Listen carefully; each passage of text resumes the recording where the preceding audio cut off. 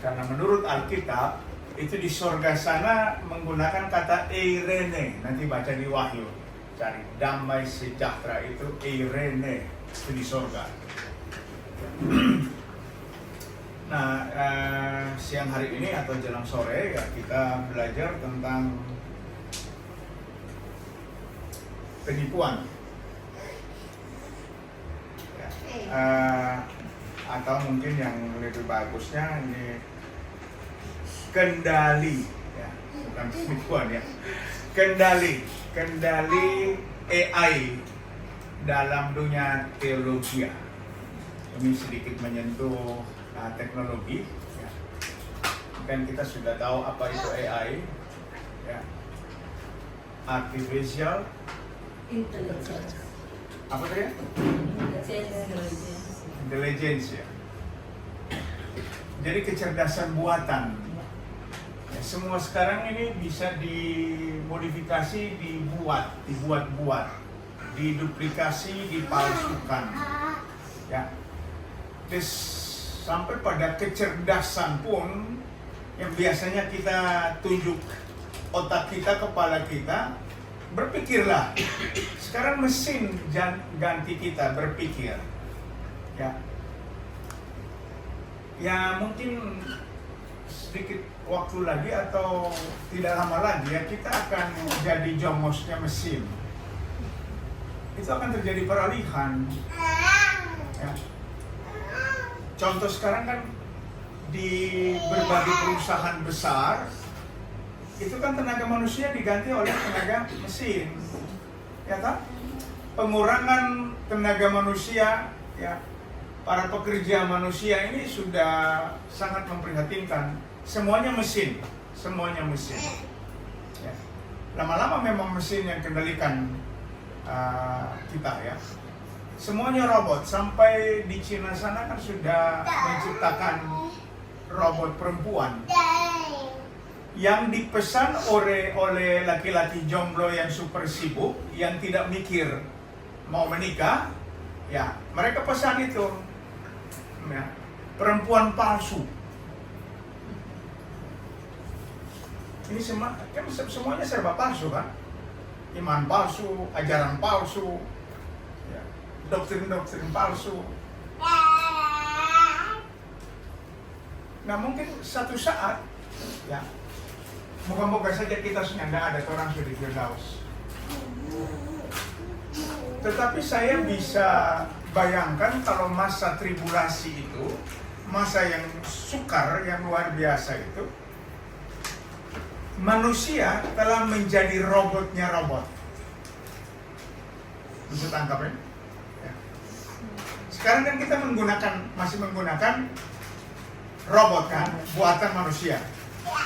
Nah, kalau sudah dalam sistem pemerintahan robot yang pakai manusia untuk atur. Ya. Dan ini dimulai dari AI, jangan anggap enteng. Ya. Kecerdasan buatan. Oknum-oknum pendeta sekarang sudah tidak perlu belajar buka buku, tidak perlu lagi. Sudah perlu capek-capek berdoa, tidak perlu. Karena tinggal sontong-sontong tutus, apa yang ingin dikhotbahkan, sudah dikasih tahu. For apa nih kita mau doa puasa?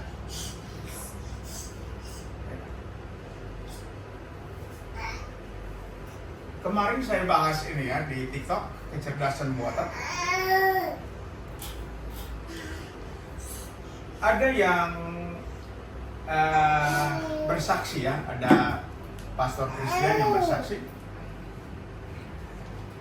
Dia baca suatu artikel di mana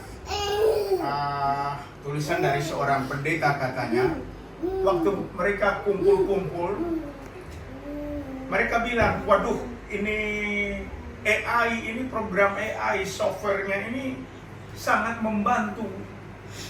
Ya, kita mau khotbah apa saja ada. Jadi bisa tangkap ya. Mau khotbah apa saja ada.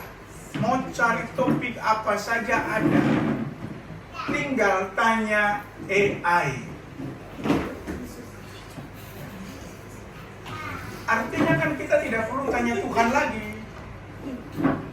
Ya kan? Tanya AI saja lah. Mau apa sekarang, bro, AI? Ya.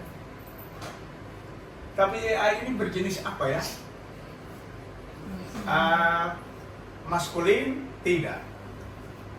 Feminin? Tidak. Kalau mesinnya apa itu? Kalau kira-kira Pak Eri, kalau software mesin itu jenisnya apa? Nggak tahu. Ya, netral itu. Jadi tinggal tanya AI saja. Nah, semalam saya bahas ini, ya, AI. Pendeta nggak perlu puasa lagi tempo dulu, ya kita berpuasa katanya cari ilham, minta Tuhan Yesus untuk jelaskan. Nah sekarang kan orang bersandar kepada mesin kan? Bukan cuma kepada manusia, ini bersandar kepada mesin. Orang nanti suatu saat akan jadi budak mesin. Alkitab mengatakan celakalah orang yang mengandalkan manusia. Kalau begitu lebih celaka lagi orang yang mengandalkan mesin. Iya. Waktu kita punya WA di blog, ya. Ini AI muncul. Ada yang bisa saya bantu? Ya, kita kasih tahu ini salah, ini salah. Ya, kita bercerita di mesin yang jawab. Ya. Kita punya teman baik ya. Dia ya programmer. Ya, dia ada di Jakarta. Dia katakan, bro, mau khotbah apa saja, coba cari ketik sini. Ayat ini, dia punya eksposisi bagaimana? Kasih masuk. Nggak sampai 1 menit, keluar. Artinya, Tuhan orang sudah ada butuh. Nggak perlu lagi tanya Tuhan. Ya toh? Lo kurang dari 1 menit bisa keluar. Lengkap, di preferensi semua lengkap. Lalu, AI itu jujur. Ini cerita betul, coba tanya ke AI. Kalau kita tanya pada dia, dia tidak ada tuh data, dia bilang maaf, dalam program saya data itu tidak ada. Dia minta maaf. Dia jujur. Orang seringkali ini pendeta sok pintar. Biarnya tidak ada, dia berusaha untuk mengadakannya, dia putar otak bagaimana mengelabui, dia putar supaya kata bisa dapat dia pintar, no? Apalagi kalau sudah S3 ya.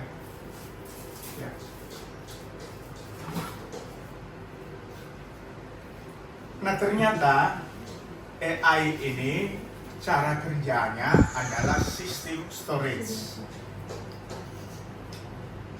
Nanti sistem storage, jadi dia sistem simpan data. Ya. Datanya tak terbatas. Jadi kalau pemrogramannya atau programmernya kasih masuk itu data di input itu, lalu dikasih perintah. Kalau tanya ini, nanti dia aduk dulu, dia acak, dikasih keluar jawabannya ini. Ya dulu saya pernah belajar dasar pemrograman. Jadi sistemnya flowchart, ya. Flowchart, alur logikanya, alur pemrograman. Kalau inputnya benar, lalu diuji logika, keluarnya harus benar. Gitu. Input, output. Kalau inputnya benar, maka itu pasti keluarnya apa yang kita harapkan. Kalau inputnya salah, ya pasti error keluarnya. Itu kan kalau kan paling tidak kan jadi operator kan ngerti. Kalau input salah, keluarnya pasti salah. Nah, AI begitu. Dia membantu katanya banyak kerja manusia. Tetapi hati-hati. Kalau AI sudah sentuh dunia teologi, maka tadi malam kita katakan besok lusa jemaat tidak perlu pendeta berdiri di sini seperti saya sekarang, tidak perlu. Ya. Jemaat tinggal setel saja, LCD pasang, nanti AI yang khotbah. Betul nggak, Rin? Betul kan? Ya. Sudah nanti dengan mesinnya khotbah. Model kajian seperti apa mereka tidak punya, semua punya. Nah, ini yang kita harus waspadai. Mari kita baca firman Tuhan ya. 2 Korintus 11 ayat yang ketiga. Tetapi aku takut kalau pikiran kamu disesatkan dari kesetiaan kamu yang sejati kepada Kristus. Sama seperti Hawa diperdayakan oleh ular itu dengan kelicikannya. Sebab kamu sabar saja jika ada seorang datang memberitahukan Yesus yang lain daripada yang telah kamu beritakan, atau memberikan kepadamu roh yang lain daripada yang telah kamu terima, atau Injil yang lain daripada yang telah kamu terima. Hati-hati. Ada Yesus hasil racikan. Ya. Yesus yang diresepkan dalam pikiran manusia. Ya. Saya memberikan penegasan berulang-ulang di room TikTok. Hati-hati dengan kristosentris. Itu jebakan. Ya. Kalau orang ada belajar sedikit tentang kristologi, ya, ilmu teologi yang belajar tentang Kristus, ya, ada istilah kristosentris. Kristus di tengah, pusat.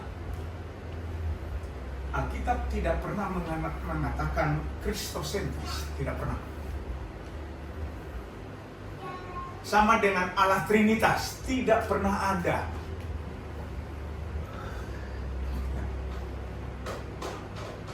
Hati-hati dengan pengajaran Elia Miron ya. Hati-hati sekali. Nah, yang ada di Yudas, coba baca dulu supaya kita bisa tahu. Ibu Rohani Ibu Dian kalau bisa baca. Yudas 4.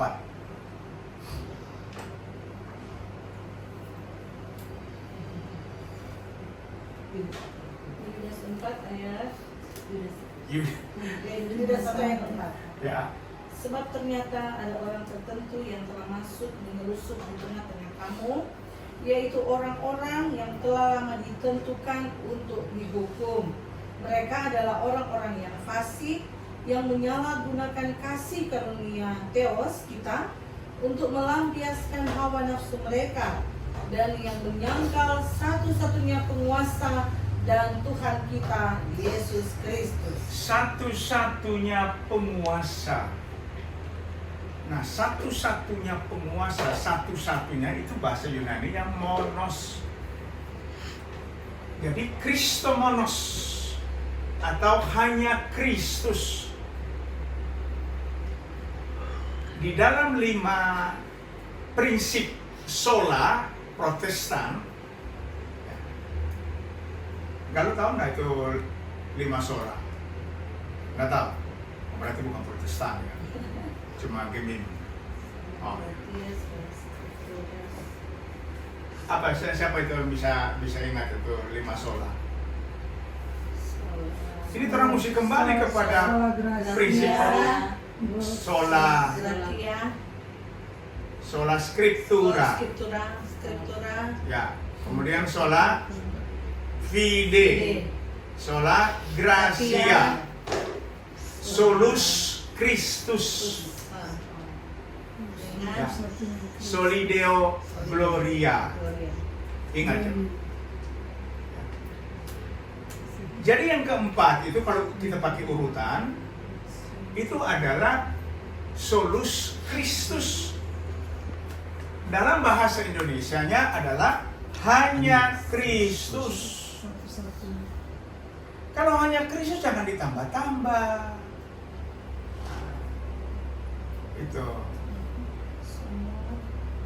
Itu solus Kristus, itu hanya Kristus. Makanya Paulus bilang, aku takut kalau ya.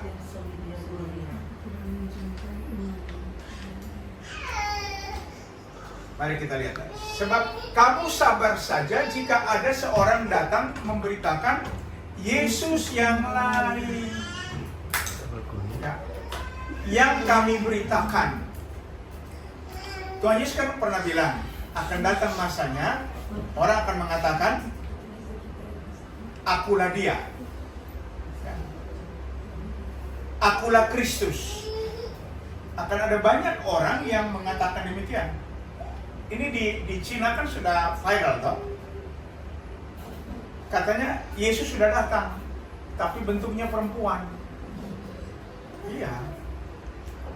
Heboh kan di medsos. Heboh itu.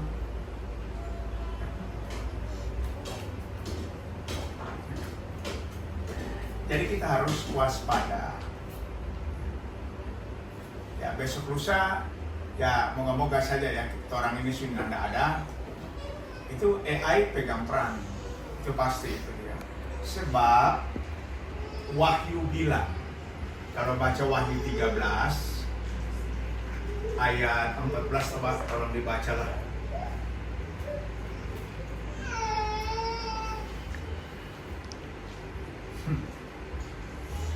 Wahyu 13 ayat 14 ya.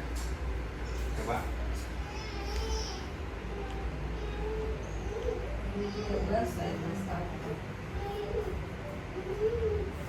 Ayat 4 start. 14. Ya. Wahyu 13 ayat 14. Ya. Ia menyesatkan mereka yang diam di bumi dengan tanda-tanda Ya. yang telah diberikan kepadanya Ya. untuk dilakukan di depan mata binatang Ya. itu. Dan ia menyuruh mereka yang diam di bumi supaya mereka mendirikan patung untuk menghormati binatang yang luka oleh pedang, namun yang tetap hidup itu. Ayat 15. Dan kepadanya diberikan kuasa untuk memberikan nyawa kepada patung binatang itu, sehingga patung binatang itu berbicara juga dan bertindak begitu rupa, sehingga semua orang yang tidak menyembah patung binatang itu dibunuh. Ya. Jadi patung akan bicara. Sekarang kan AI, Iya, betul. dia masih berteori, dia masih nulis-nulis. Besok lusa, patung akan bicara. Ya. Lalu dia mengadakan tanda-tanda, coba baca seterusnya. Ayat 16.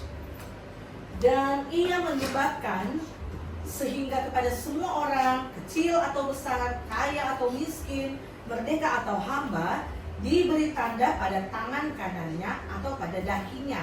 Terus. Dan tidak seorang pun yang dapat membeli atau menjual selain daripada mereka yang memakai tanda itu, yaitu nama binatang itu atau bilangan namanya. Terus. Yang penting di sini ialah hikmat. Barang siapa yang bijaksana, baiklah ia menghitung bilangan binatang itu, karena bilangan itu adalah bilangan seorang manusia, dan bilangannya ialah 666. Mundur ke ayat 12. Dan seluruh kuasa binatang yang pertama itu dijalankannya di depan matanya. Ia menyebabkan seluruh bumi dan semua penghuninya menyembah binatang yang pertama yang luka parahnya telah sembuh. 13. Dan ia mengadakan tanda-tanda yang dahsyat, bahkan ia menurunkan api dari langit ke bumi di depan mata semua orang. Ya. Jadi pada masa itu, masa akan datang itu, ya, itu patung bercerita, patung bicara. Nah, dorang sudah mulai program demo lebih dulu. Pemerintahan manusia ini, dorang mulai dari teknologi ini supaya orang itu tidak asing lagi ketika ada patung bercerita. Ya kan? Sudah tidak asing lagi. Ini sistem AI ini. Ya.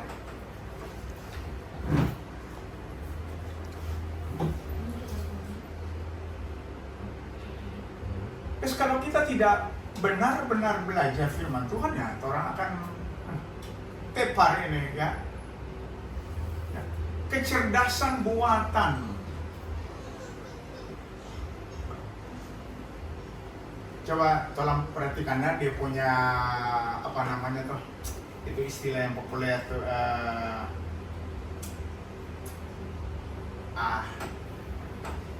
lupa lagi ini,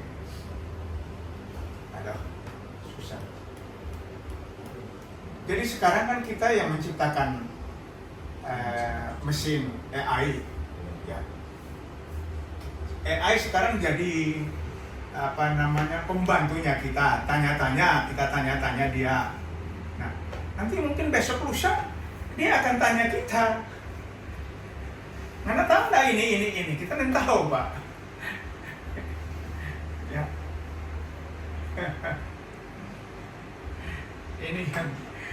ini yang kita harus waspadai, kan.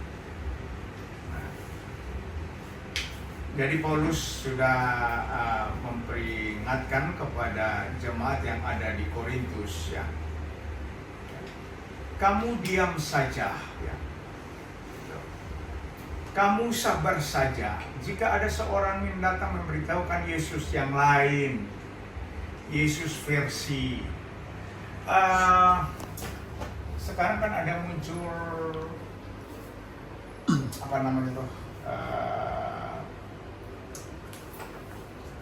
pengajaran yang sudah awal abad kedua sudah muncul, tapi dia muncul lagi. Itu Marcion namanya. Marcion.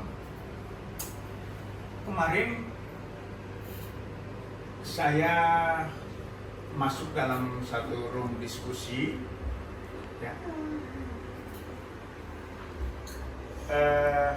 Ada seseorang yang ngaku, dulu saya Marcion. Mengerti apa itu Marcion, Ibu J? Nggak tahu, ya. Jadi Marcion itu menolak perjanjian lama. Kemudian mereka terus-menerus menyerang, mengatakan bahwa Yahweh itu iblis. Karena Yahweh itu kejam sekali. Jadi mereka hanya terima Yesus, katanya. Yesus lemah lembut, penuh belas kasih, ya. Sudah ada beberapa, 1-2 Marcion yang masuk ke room saya, dan saya katakan, Anda tahu nggak? Yesus nanti akan melemparkan Anda ke neraka, dan itu hukumannya kekal, abadi. Nah, ini Marcion memutilasi ayat-ayat firman Tuhan, mencocok-cocokkan. Lalu kemarin mereka bertengkar tentang soal nama yang digunakan dalam pembaptisan air. Ya, ada yang tanya, Pastor, coba terangkan itu apa namanya, baptisan air. Kan Yesus bilang pakai nama Bapa, Putra, dan Roh Kudus. Ya, saya jelaskan. Ya. Oh, ini kan ada tertulis, ya. Kalau begitu mikir saja. Berarti murid-murid semuanya itu membangkang. Karena tidak ada satu pun murid yang membaptis dalam nama Bapa, Putra, dan Roh Kudus. Tidak ada. Kemudian, kalau kita membaca narasinya, nah ini disuruh pakai logika yang tidak mau. Ya, tolong dibacalah. Matius 28 ayat 19. Silakan. Supaya orang periksa sedikit, ya.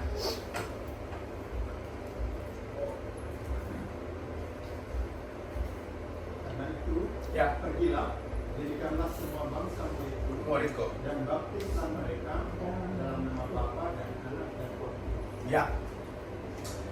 Perhatikan, kalau kita cermati teksnya itu ada pertentangan. Bisa dapat nggak pertentangan itu? Pergilah jadikan segala bangsa muridku. Ya. Tetapi anehnya, baptislah mereka dalam nama Bapa, Putra, dan Roh Kudus. Ini kan menimbulkan kebingungan. Ya. Nah, yang dengar langsung ini adalah murid. Kemudian, kalau kita belajar gramatikal Yunani, hanya teks 28 ayat 19 ini yang aneh. Kenapa aneh? Karena kata onoma itu hanya nama singular diikuti oleh Bapa, Kai, Putra, Kai, Roh Kudus, dan. Mari kita bandingkan Matius 10 ayat yang kedua. Orang bandingkan ya, buat orang belajar.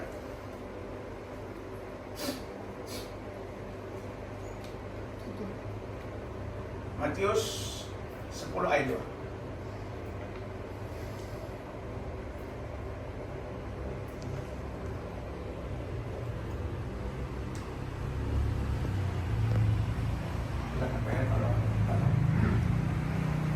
Inilah nama 12 rasul itu. Pertama Simon yang disebut Petrus dan Andreas saudaranya, dan Yakobus anak Zebedius dan Yohanes saudaranya. Ya, coba bahasa Inggrisnya.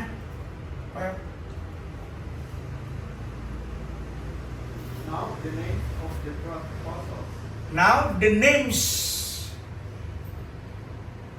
names, nama-nama. Bukan nama, Indonesia hanya tulis nama. Teks Yunaninya dia pakai onomata. Benar apa itu? Di sini kalau ASP dia masih onomat. Nah, dia pakainya onomata. Jadi asalnya dari kata onoma, itu singularnya. Ya. Sini kalau di sini ASP bilang now the names onomat. Berarti ada yang salah di situ. Onomat. Mesti onomata. Matius 10.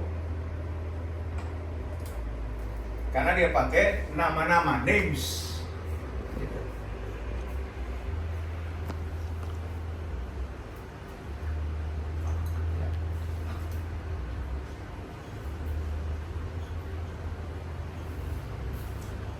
Tualef apostle ini onomata. Ini Pak. Oh, ya.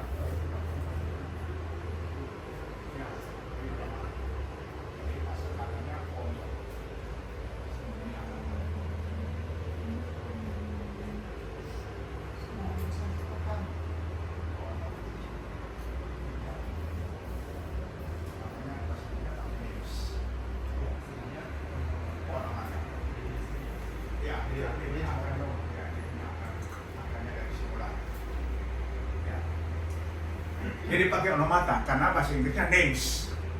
Itu nama-nama. Jadi kasus pembaptisan itu harusnya jadikanlah segala bangsa muridku dan baptislah mereka dalam namaku. Karena jadikan murid Yesus toh.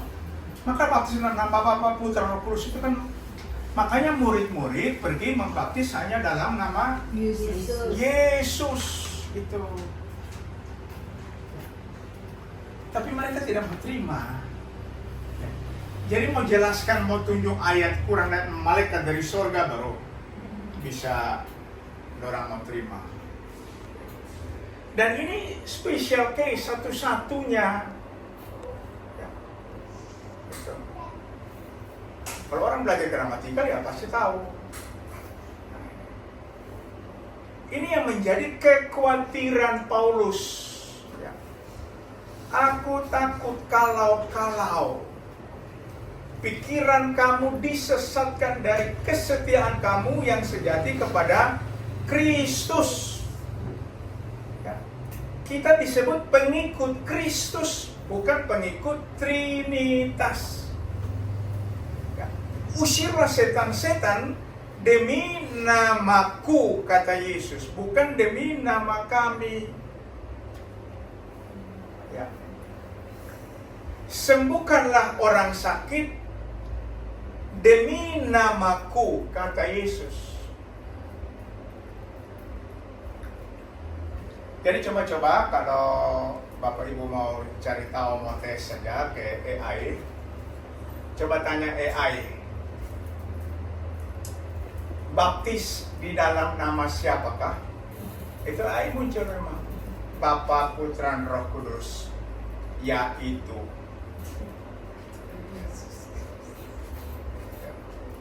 Orang kan istilah dalam dunia teologi disebut oneness Pentakostal atau karismatik.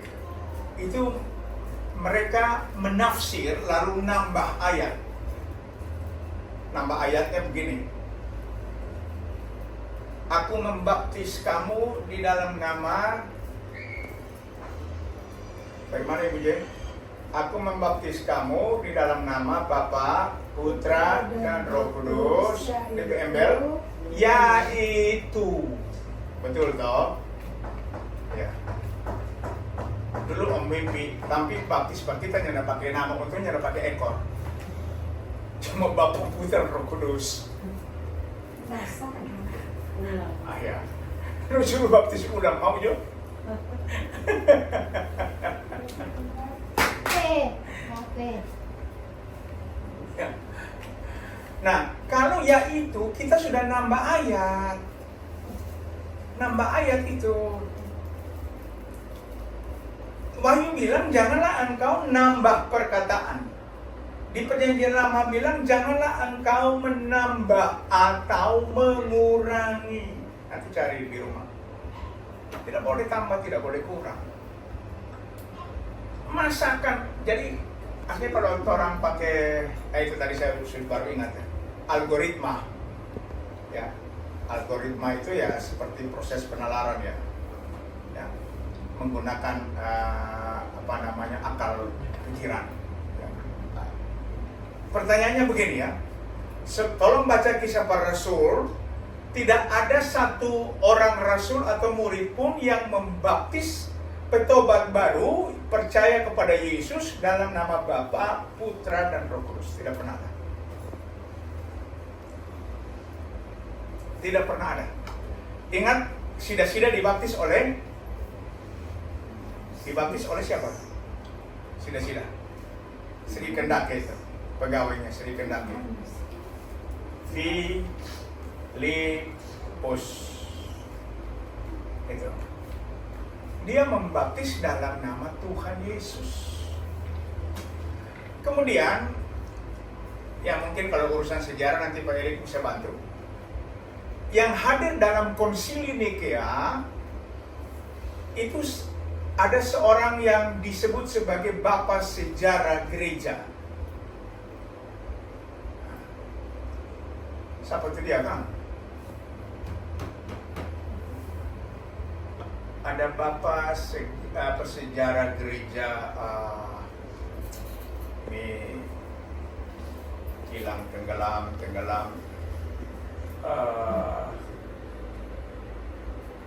Ada.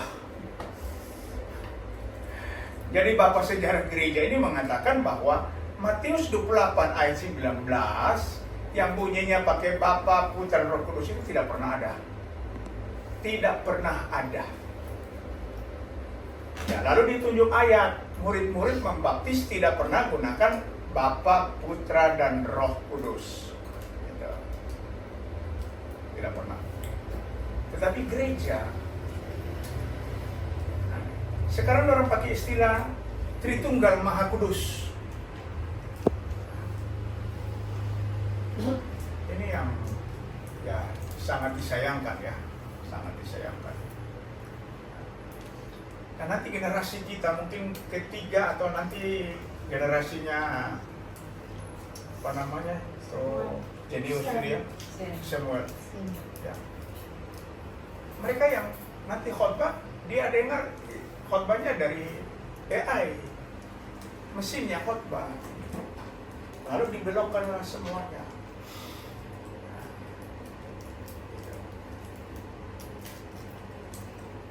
Dan marilah kita mulai waspada, rajin belajarlah, ya.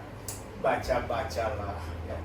Alkitab jangan diprong di rumah, lalu tempat abu, ya. Itu. Kalau abu bisa bertelur, ya orang bertelur, karena cuma disimpan-simpan begitu saja.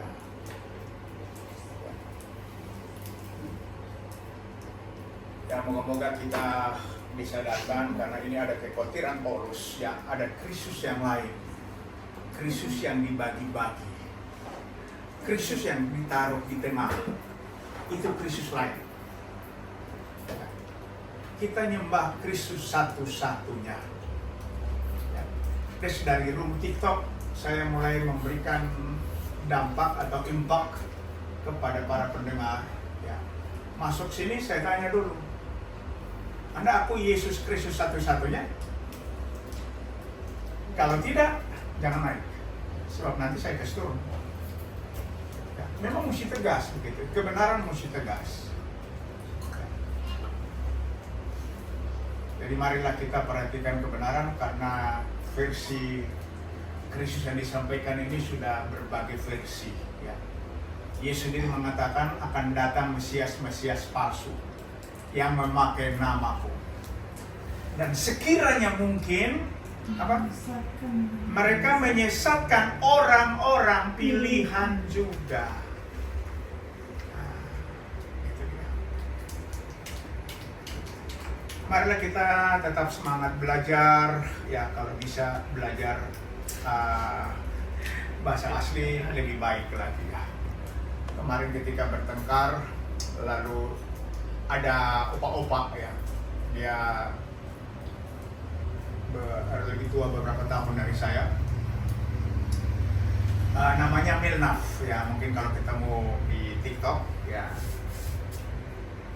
dia mengatakan bahwa Yesus itu bukan dalam bahasa Ibrani, bahasa Yunani, bukan.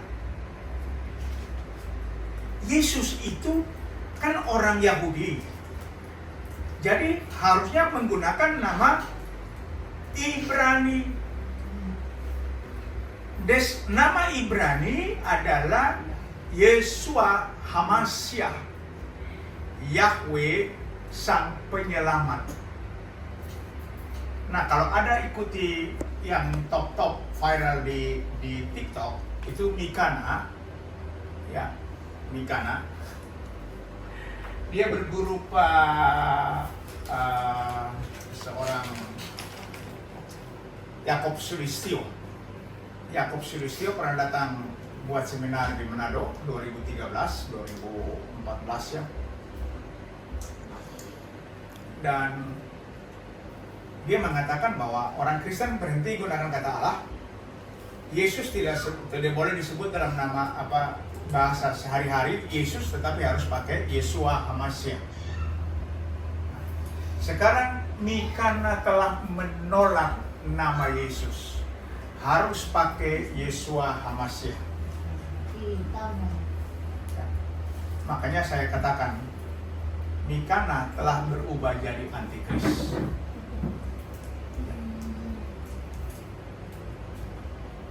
Kalau dengar langsung itu memang kesian ya. Dan sudah banyak sekarang tampil antikris ya. Terus kita yang belajar, mari ya.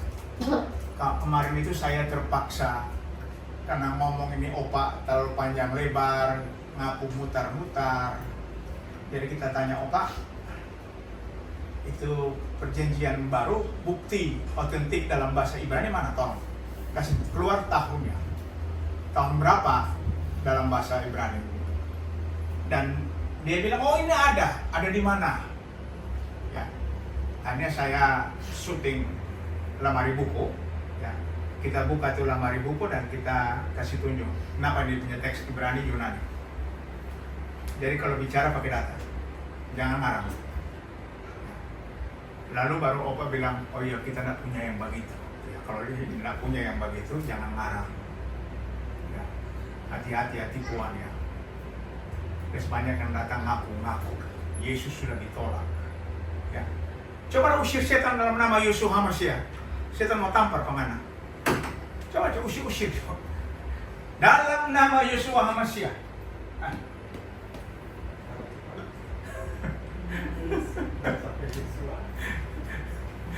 Keluarlah komoter. Ada Yesus masuk. Nanti setan ngomongnya begini, Yesus aku kenal, Paulus aku tahu. Kok yang nggak pakai ada buku sini siapa ini dia? Pendatang baru.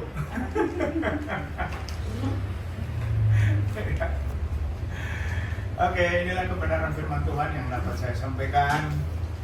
Menggunakan AI perlu bisa membantu pengetahuan umum, boleh. Tetapi kalau AI sudah merembes ke dalam dunia teologi Kristen, hati-hati. Itu jadinya konsepnya eisegesis. Tangkap itu? Apa itu eisegesis? Eisegesis adalah sistem penafsiran, pemahaman yang diambil dari luar, masuk ke dalam. Lalu klaim bahwa inilah kebenaran. Eksegesis itu mengeluarkan apa yang di dalam. Jadi eksposisi, eksegesis, dan ada eksposisi yang sifatnya eisegesis. Itu kita harus waspada. Jangan sampai di sana otaknya AI. Tuhan memberkati. Dan kita akan berdoa hari ini. Sekarang.